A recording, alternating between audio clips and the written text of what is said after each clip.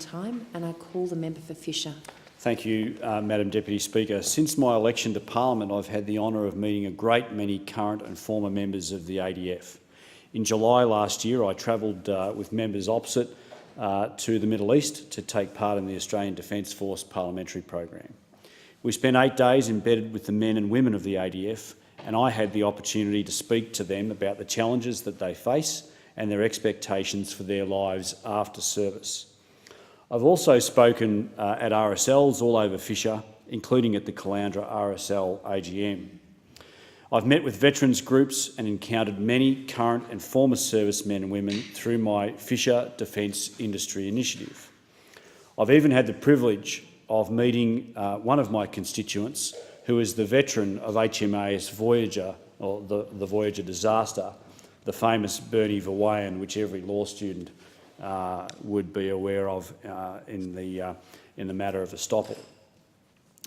I've gone out of my way, Madam Deputy Speaker, to meet with as many current and former servicemen and women as I can, because I am passionate about helping to drive change in this area. As the Prime Minister said just a few weeks ago, we best honour the diggers of 1918 by supporting the servicemen and women, the families and veterans of 2018. That's why I chose to focus on the treatment of PTSD when I was asked to travel to Sweden, the UK, Canada and the Netherlands by the government last year. During that trip, I met with doctors, mental health practitioners, armed forces and government veterans agencies in those countries to learn about best practice in resolving the mental health problems which can be caused by serving in the military. These included the Department of National Defence and Veterans Affairs in Canada and the Swedish Armed Forces Department of Veterans Affairs. I've sought since that trip to bring these lessons to my discussions with this government, with our government, and I thank successive ministers for their ongoing engagement with me around some of these ideas. Madam Deputy Speaker, the veterans and the servicemen and women I have met have been passionate, as I am, about ensuring their ongoing welfare. They, like me, want to see people who have served get the support they need to build successful and fulfilling civilian lives. They want to see more support for dealing with the sometimes and often harmful impacts of service on their physical and their mental health. And they want to see a Department of Veterans Affairs that is focused on them and their families and their needs. They don't want to see a combative DVA that fights them on every front from the day that they leave their service. In achieving better outcomes for veterans, the role of community organisations will be vital.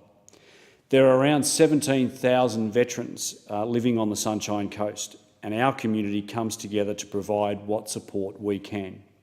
In Fisher, we have very active RSL sub-branches at Caloundra, Biewar District, Kawana Waters, Glasshouse Country, of which I'm the patron, and Mullaney. We also have other organisations such as the Young Veterans Sunshine Coast Group and a Diggers Rest that recently received a Stronger Communities grant just last week. However, in the end, it is sometimes our sober responsibility as parliamentarians to send Australian servicemen and women into harm's way. But it's also our responsibility to care for them and their families when they return, and unfortunately in some instances when they don't. I know that no one has taken that responsibility more seriously than the former Minister for Veterans Affairs and new Minister for Social Services. The Minister's record of delivery for veterans stands as a testament to his commitment and his dedication to looking after our ADF personnel. Two commitments in particular stand out from the then Minister's list of achievements. The 2017 budget's provision of $350 million in extra investment for veterans and the October 2017 government response to the Foreign Affairs, Defence and Trade References Committee report, The Constant Battle, Suicide by Veterans. This bill is about enacting some of the critical measures involved in those two landmark policies. Under the then Minister and under his equally committed successor, the Deputy Prime Minister, the government is already delivering more than $11 billion to veterans and their families every year. 291,000 veterans and family members currently receive government support. 48% of them are women. In the areas that are most important to veterans, the Turnbull government has been particularly active. When it comes to the transition to civilian life, the government laid the foundations for improvement in January 2016 when we reformed regulations such that the Department of Defence can inform the DVA directly when a serving member has become a veteran. This ensures that more veterans can receive much earlier engagement and begin their path to a successful transition to civilian life. In the 2017 budget, the government invested $2.7 million for the Prime Minister's Veterans Employment Program. This money is being used to help businesses understand the unique skills and attitudes ADF members have developed during their service through supporting the Industry Advisory Committee, creating an ex-service organisation industry partnership register, and through the first annual Prime Minister's Veterans Employment Awards. This program, importantly, also includes the spouses of veterans, who often endure the employment consequences of their partner's service. The government further invested $9.1 million in the 2017 budget for accelerated access to rehabilitation services, streamlined access to incapacity payments, and improved access to the totally and permanently incapacitated disability pension for veterans working past the age of 65. In December 2017, Minister Tehan announced almost $1 million allocated to 12 organisations to deliver targeted programs to help the transition process and employment prospects for young veterans. However, Madam Deputy Speaker, the Minister knows that funding is most effective when partnered with meaningful reform. That is why he announced in the same month that the Turnbull government had ensured that every serviceman and woman will be guaranteed access to the personal documentation they need to claim support from government agencies in civilian life after they're discharged, before they're discharged, This includes an individual transition plan, a record of professional military education and training, unit posting and employment history, final entitlement summaries, and copies of medical and dental records. It's also why Minister Tehan oversaw the passing of the Veterans Affairs Amendment Omnibus Bill, which helped government departments to speak to each other, to ensure that veterans' superannuation benefits assessments can be processed more quickly. It improved the working of the Specialist Medical Review Council, allowed for greater delegation, and ensured that the department can respond flexibly to changing circumstances. This was partnered with more investment in the form of an unprecedented additional $166.6 million toward modernising the DVA. This will improve computer systems and it will cut transition processing times dramatically. We've also implemented a trial of alternative dispute resolution for veterans who choose to appeal a decision of the Veterans Review Board. This is already resolving cases that used to take a year in as little as 3 months. There's more to be done, and in this bill are measures to make that transition earlier. In particular, Schedule 5 allows the Department of Defence to provide information on qualifying service to the DVA in an automated qualifying service determination. This will remove an administrative step for veterans to speed up their access to entitlements and reduce unnecessary transition stress. This is only the beginning of the veteran-centric reform package that the government will introduce, but it is an important first stage. When it comes to veterans' mental health, I believe that no government has ever demonstrated greater drive and focus on the issue than this coalition government. Under Minister Tehan, the 2016 budget made treatment for depression, post-traumatic stress disorder, anxiety and drug and alcohol misuse free for anyone who had served even just 1 day in the full-time ADF.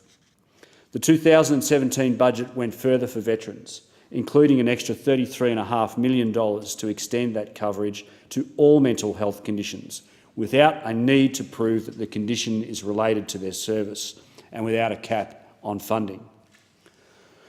All veterans with a mental health condition have access to the Veterans and Veterans Families Counselling Service, the VVCS. In 2017, once again, the Minister and this government secured $8.5 million to extend VVCS to all current partners and children of veterans, as well as some former partners.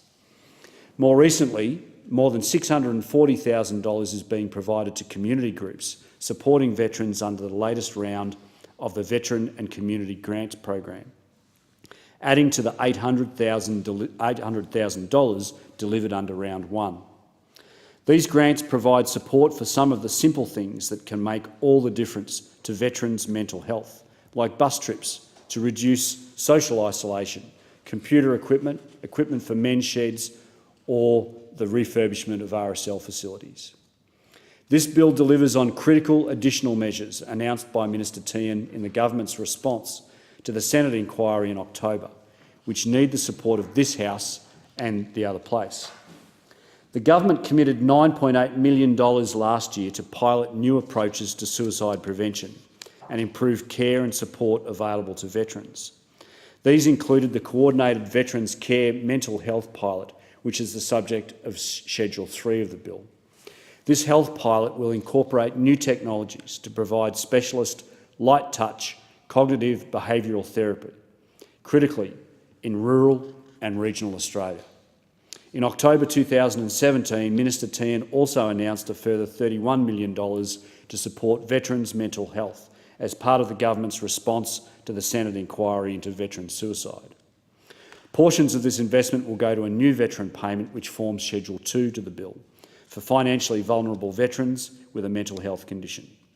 It will also support an annual cheque for ex-serving ADF members for the first 5 years after discharge, and a pilot of a new case management service for transitioning veterans, among other projects.